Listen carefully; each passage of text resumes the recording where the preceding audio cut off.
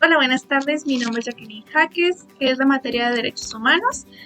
Y este es el examen ordinario. Bueno, vale como examen ordinario. Y se nos pidió presentar todas las tareas manuscritas que presentamos durante todo el semestre y darles una pequeña explicada. Bueno, la primera tarea que se nos encargó fue un cuadro sinóptico, un mapa conceptual, perdón, de lo que son los derechos. Cuando las diapositivas la maestra. Aquí dice mi nombre, que es Jaques. Ahora bien, aquí se explicó lo que son los antecedentes de los derechos humanos, que dice que vienen de los años 500 a.C., desde Ciro el Grande, y que se pasó a la Carta Magna en el año 1215 después de Cristo. Después nos pasamos a la Declaración Universal de los Derechos Humanos en el año 1948, y hasta ahora pues se presenta lo que son las manifestaciones de los derechos humanos. Existen dos sujetos obligados de los derechos humanos, que es el sujeto activo, que es el titular del poder, y el sujeto pasivo, que es el sujeto obligado a respetar el derecho en cuestión. Se mencionó lo que son las características de los derechos humanos, que son 5 características, que son universales, que es que todo el mundo los tenemos, que son normas jurídicas, que desde que nacemos somos iguales y libres, y que no se pueden violar. Y por último, que son indivisibles, que somos acreedores a todos estos derechos y no se puede nada más tomar uno o dividirlo. Después vimos lo que son los conceptos que están dentro de los derechos humanos, que es la dignidad, libertad, equidad, la diversidad, la no discriminación, justicia y democracia. Después nos pasamos a la siguiente parte, que se mencionó lo que es la educación para la paz. La educación para la paz es la promoción del conocimiento, las capacidades, actitudes y valores para prevenir los conflictos de violencia. Contribuyen a crear entornos de aprendizaje de calidad. También se menciona lo que es la cultura de la legalidad. La cultura de la legalidad es un conjunto de creencias y normas, valores y acciones que tienen como características que son los miembros de la sociedad conocen sus normas y leyes, existen forma de enseñar leyes y normas, la sociedad tiene voluntad de respetar normas y leyes. Ahora bien, ¿para qué nos sirve lo que es la cultura de la legalidad? Dice que nos sirve para fortalecer el orden social, que es vivir en un buen estado de derecho. También nos menciona qué es lo que fortalece a la cultura de la legalidad. Lo fortalece lo que es la educación, los medios de comunicación y mantener a las personas informadas. También, ¿qué es lo que la amenaza? La verdad es que lo mencionado, pues es todo lo que vimos en México. De todas las situaciones amenaza nuestra cultura de la legalidad, que es la delincuencia, la corrupción, delito individual y el delito o crimen organizado. También nos menciona lo que es la responsabilidad social. La responsabilidad social es el compromiso, obligación y deber que poseen los individuos miembros de una sociedad o empresa. Se originó por la preocupación de los individuos, autoridades públicas e instituciones por los daños del medio ambiente. También dice que la responsabilidad social no tiene fuerza de ley. Bueno, esto ahora pasándonos a otra parte de lo que es el mapa conceptual. Nos pasamos a lo que es los que son los grupos vulnerables. Lo que aprendimos es que los grupos vulnerables son las personas o grupos con características que tienen desventajas, tanto sea por su edad, sexo, estado civil, etc. También puede ser lo que son las mujeres violentadas, refugiados, personas con VIH, diferente preferencia sexual, etc. Esos son algunos de los grupos vulnerables que vemos actualmente que sufren de esta discriminación. Ahora mencionamos lo que es la discriminación. Es la violencia pasiva, ¿Quiénes son los afectados? Son los individuos pertenecientes a las minorías. Tipos de discriminación: social, laboral, sexual, racial, religiosa e ideología. También sabemos lo que es la inclusión. La inclusión es una actitud en tendencia o política de integrar a las personas a la sociedad. Tipos de inclusión puede ser tanto social, tanto laboral, educativa y cultural. También se menciona lo que es la accesibilidad. La accesibilidad es el derecho de una persona de gestar, transitar y permanecer en un lugar de manera segura, confortable y autónoma. Algunos ejemplos de lo que es la accesibilidad son las rampas y asientos preferenciales. Como todos eso los vemos en cualquier plaza o en algunos lugares. Y la verdad esto es muy común, gracias a Dios. Ahora bien, el otro concepto es la discapacidad. Condición de una persona que tiene dificultad para desarrollar sus tareas. Algunos términos discriminatorios que se les dice a estas personas que se tienen que cambiar, que son minusválidos, discapacitados o ciegos, llamándoles por lo que ellos tienen de su problema de salud. Tipos de discapacidad pueden ser tanto físicas, auditivas, visuales, intelectual y mental, entre otras. Existen varias discapacidades. Ahora bien, este cuadro sinóptico, este mapa conceptual, perdón, ando confundiendo mucho, este mapa conceptual, nos menciona pues mucho lo que son los derechos humanos en general. Nos menciona tanto sus antecedentes, sus significados y sus características principales. Ahora bien, pasamos a lo que es la tarea de la lengua de las mariposas. La tarea de las lenguas de las mariposas, aquí está mi nombre. La lengua de las mariposas es una película que se nos encargó ver, que relacionáramos con los derechos humanos. Con los derechos humanos. Ahora bien, lo que yo destaqué de esa película es que, por ejemplo, el niño estaba ejerciendo su derecho a la educación, que lo menciona el artículo 26. Después vimos lo que es el derecho al voto, que lo menciona el artículo 21. Eran tiempos de elecciones y había también mujeres votando, por eso lo puse en moradito.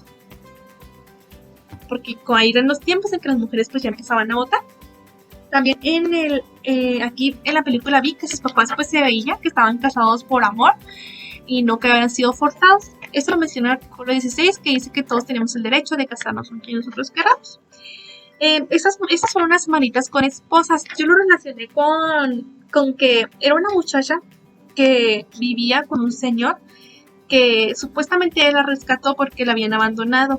Pero lo que yo aprecié es que él la tenía más bien como esclava y era una niña como de 13 años que la hizo su esposa. Así que para mí no es algo que, pues correcto, o sea, yo lo sentí más como su esclava, su servidumbre. Y el artículo 4 nos menciona eso sobre que no podemos ser esclavos ni servidumbre. Aquí destaqué que pues a las personas que pensaban diferente en cuanto a la política, se les asesinaba o se les tomaba presos. Esto nos protege lo que es el artículo 18 y 19. Aquí lo que yo relacioné es que en la película se ve que se llevan a varias personas del pueblo al momento de que gana cierto partido. Se llevan a ciertas personas del pueblo por pensar diferente y tener unas ideologías diferentes. Y no fueron juzgados por la ley ni nada, simplemente se los llevaron por pensar diferente. Eso nos menciona el artículo 10 y 11. Eso lo relacioné con esos artículos. Ahora bien, aquí puse lo que es una casita, pues yo la puse así bonita porque pues lo que sería el niño tenía un buen hogar. Eso lo menciona el artículo 25, que dice que todos tenemos derecho pues a un hogar. Y pues creo que sería todo de lo que fue la película de La lengua de las mariposas.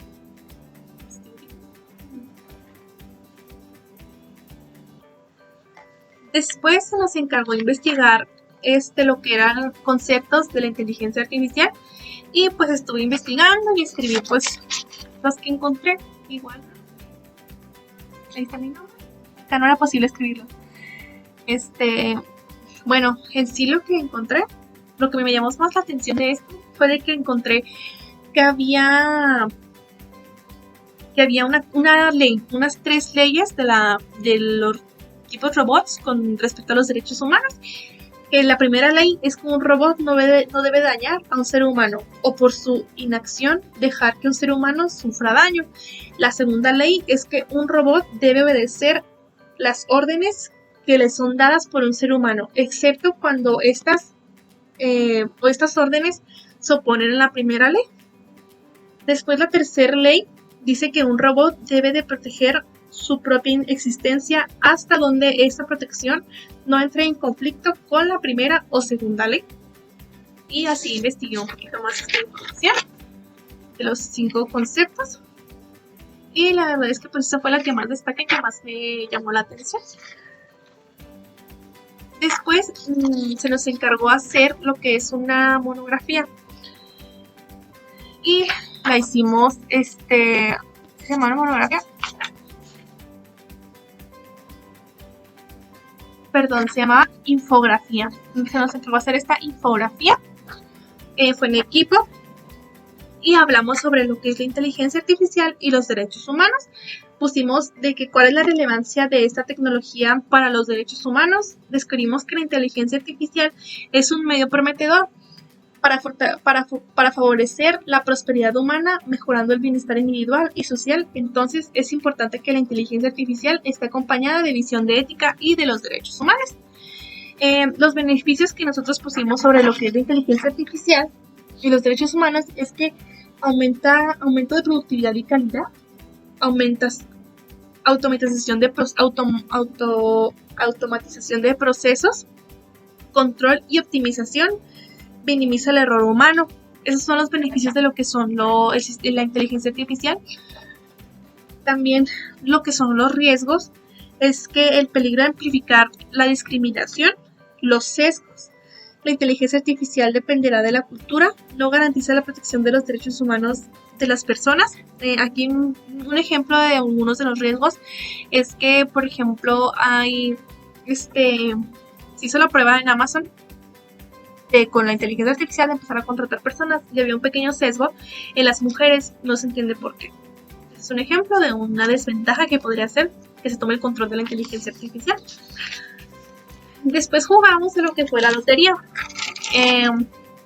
La lotería, pues la maestra nos hizo unas preguntas y pues entre el equipo las contestamos. Estas son las preguntas y estas son las respuestas. Y aquí está mi nombre. Pues contestamos conforme a las preguntas que nos dictó la maestra. Es en qué sobresale la inteligencia artificial. Pusimos que en el reconocimiento de patrones y en la búsqueda de información en bases de datos. Después nos pasamos a la pregunta 2 que dice cuáles son las habilidades suaves que se deben impulsar en las empresas que son difíciles de automatizar, y pusimos que pues era la creatividad y la percepción de emociones. También cuál es el ejemplo de un transporte que recibe la orden desde una computadora, y pusimos que pues es Uber. Uber es una aplicación que ya recibe órdenes de una computadora. ¿Qué se requiere para garantizar un despliegue y una oferta de soluciones con altos estándares éticos? Pusimos que es evangelizar sobre los beneficios del uso de la inteligencia artificial y alinear los valores de convivencia entre humanos y herramientas tecnológicas. Otra pregunta que se nos hizo es ¿qué se necesita según Hervis, fundadora de la consultora empresarial, en un sistema de inteligencia artificial en un puesto de jefe? Pues se necesita una supervisión de ética. En la pregunta 6 se nos puso qué ejemplos de sistemas hay en las tareas de los líderes llevadas a cabo por algoritmos computacionales. En este pusimos que son los sistemas de software supervisando tu rendimiento. Eso era de que pues se les supervisaba a los trabajadores su rendimiento mediante lo que ellos trabajaban, pues la computadora traía como un tipo de chip que medía pues un rendimiento en el trabajo. Y la pregunta número 7 dice ¿por qué ha sido criticado el software de inteligencia artificial que reparte el trabajo y supervisa a los empleados del centro de automatización de Telefónica de Amazon? Ha sido criticado por ser demasiado exigente e injusto. Pues claro que es una máquina y no va a tener el mismo criterio que un jefe humano. La siguiente pregunta es ¿qué se debe plantear sobre la inteligencia artificial para el crecimiento de un negocio? Se debe plantear el cómo y en qué grado aprovechar. Bueno, la siguiente tarea ya es sobre otro parcial, se puede decir. Ya la siguiente tarea hablamos de lo que son hablamos sobre lo que es natura y cultura. Lo que se entiende de natura, pues es todo lo que nos da la naturaleza, y que no es modificado por el ser humano. Y lo que es cultura es todo aquello que ya es modificado por el ser humano, creencias, costumbres de una comunidad, cultura, todo eso. Ejemplos de natura del hombre serían reproducción, ellos que tienen su garganta así, su huesito de la manzana se le llama, pues ellos tienen pene, bigote, su vello es muy grueso, tienen bigote, tienen su voz grave, producen pues lo que es el semen, su anatomía, sus huesos es diferente, y también tienen testículos. Y la natura de la mujer es el periodo, es algo natural, periodo. Nuestra anatomía pues es un poco más pequeña que la del hombre, tiende a ser más pequeña. El embarazo, lo que es la concepción. Los pechos también es algo único. Vulva, la voz es un poco más aguda que la de los hombres. Tenemos vagina, matriz, casi no tenemos, y pues no tenemos vello facial en sí, o sea, si lo tenemos es algo muy leve, es algo muy delgadito.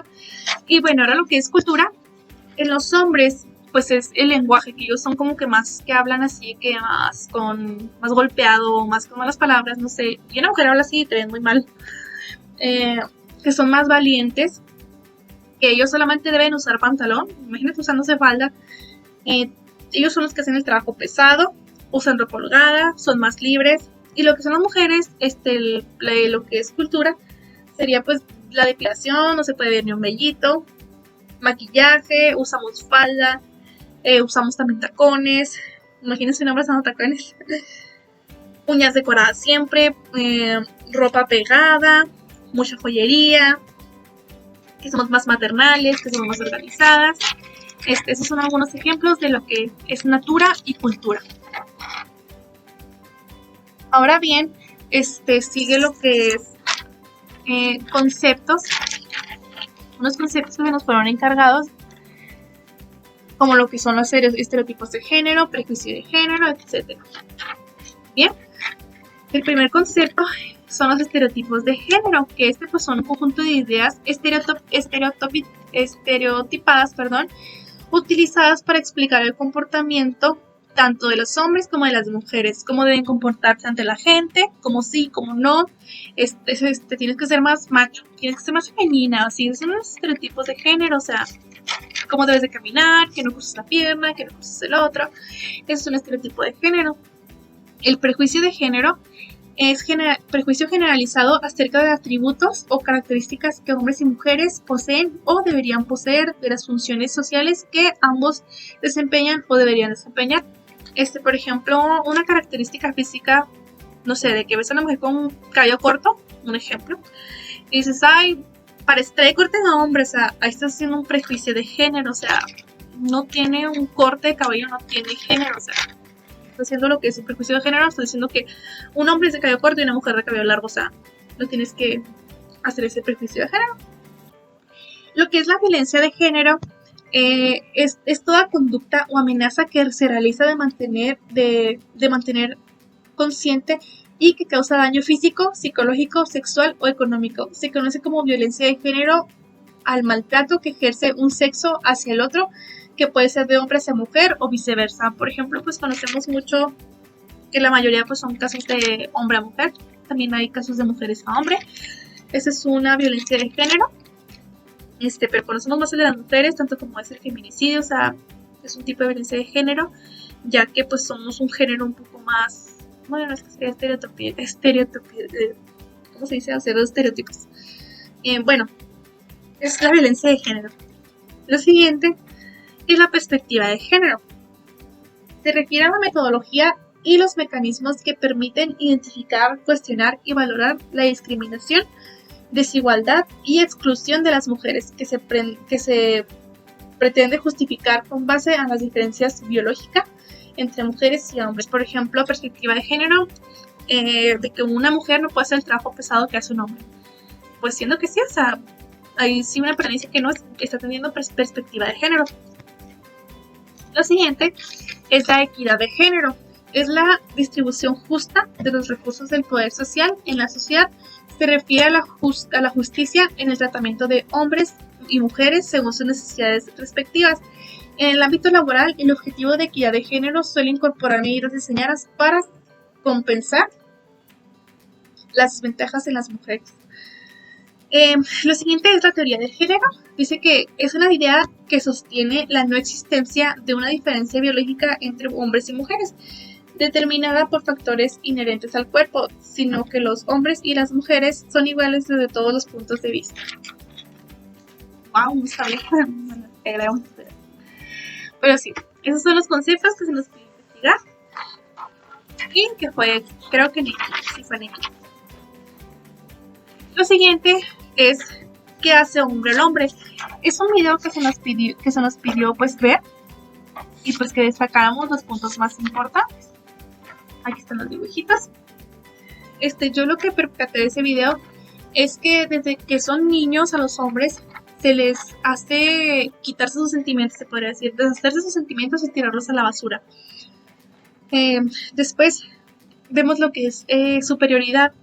A los niños desde pequeños les dice que los hombres son más fuertes que las mujeres o que son más que las mujeres.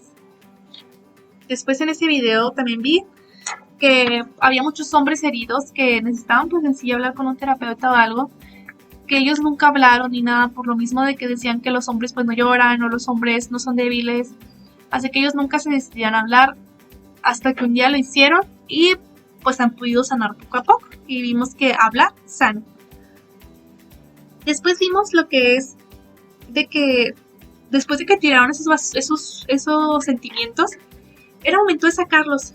Después de tenerlos guardados con un candado, una llave, era momento de sacarlos. No tenían por qué dejarlos en la basura o guardados. Los hombres tenían que sacar sus sentimientos, ya que pues también ellos pueden sentir lo que ellos quieran.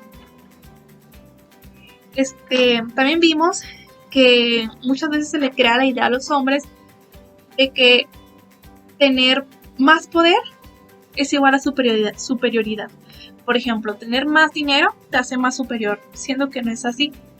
Otra cosa también que destaqué es que cuando la masculinidad se ve amenazada, ocurren muchos problemas. Ocurren, pues sí, problemas, protestas, etcétera. Pues creo que sería todo de aquí de este video de qué hace hombre al hombre.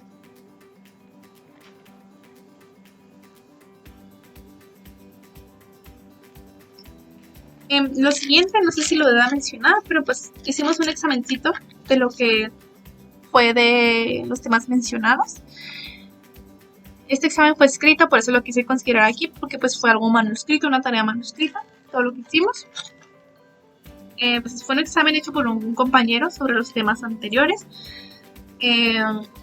Pues pusimos lo que eran las características de género, que son constitucionales, socioculturales, que varían a través de la historia y se refieren a los rasgos psicológicos y culturales que la sociedad atribuye a cada uno. Después,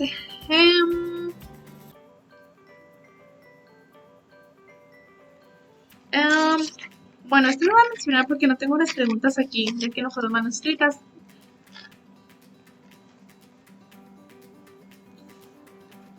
Después, la última tarea que se nos encargó fue está mi nombre y la tarea. Fue en equipo y tuvimos que analizar los finales alternativos del Titanic dependiendo pues de la perspectiva de género, de los roles de género.